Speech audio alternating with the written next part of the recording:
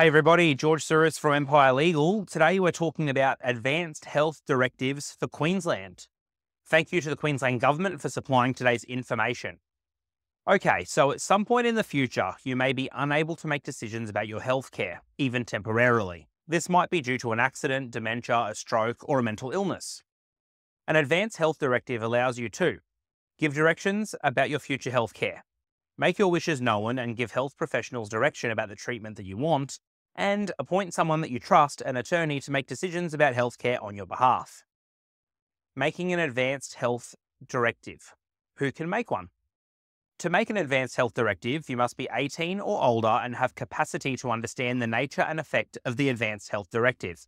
This means that you need to understand the nature and likely effects of each direction in your Advanced Health Directive, that a direction operates only when you don't have capacity to make decisions about your healthcare covered by the direction, that you may revoke a direction at any time that you have capacity to make a decision for the matter covered by the direction, and that at any time you don't have capacity to revoke a direction, you'll be unable to effectively oversee the implementation of a direction.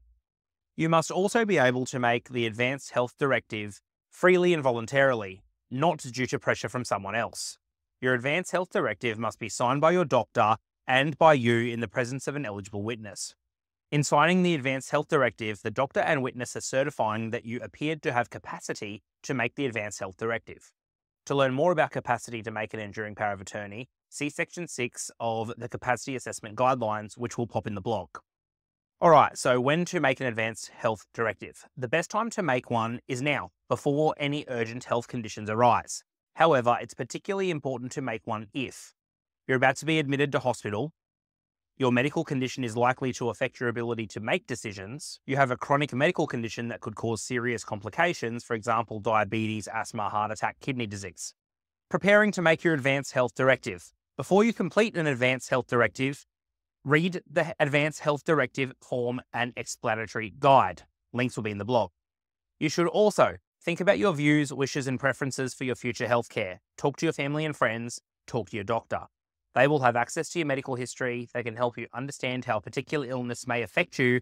And of course, they can discuss treatment options and the effects of those treatments.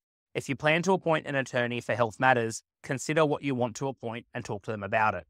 Accessing the form. So you can download a free copy of the Advanced Health Directive form straight off the government website. We'll pop a link in the blog. Paper copies can be also purchased from newsagents or stationery suppliers throughout Queensland.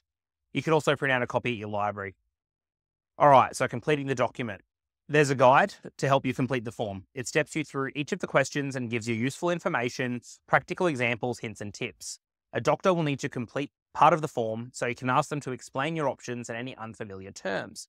The doctor will assess your capacity to make the Advanced Health Directive and may charge a consultation fee.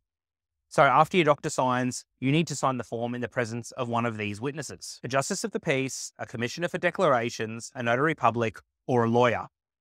While your eligible witness does not need to sign the form in front of your doctor, if you and the witness sign the Advanced Health Directive as soon as possible after the doctor signs it, this helps to confirm your capacity to make the Advanced Health Directive. If your Advanced Health Directive appoints an attorney or attorneys for health matters, these attorney or attorneys must sign the documents to accept their appointment after you and the witness have signed the document.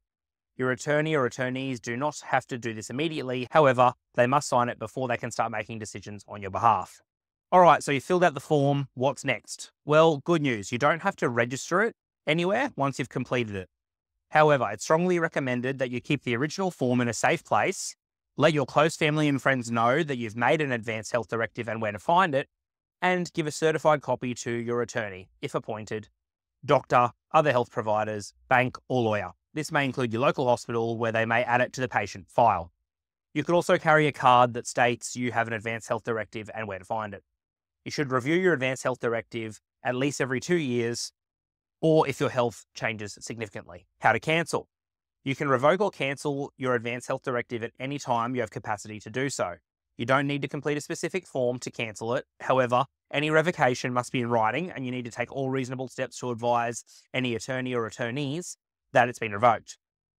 To learn about circumstances where your directive may be revoked or cancelled, there's a section in the explanatory guide, page 19, link will be in the blog.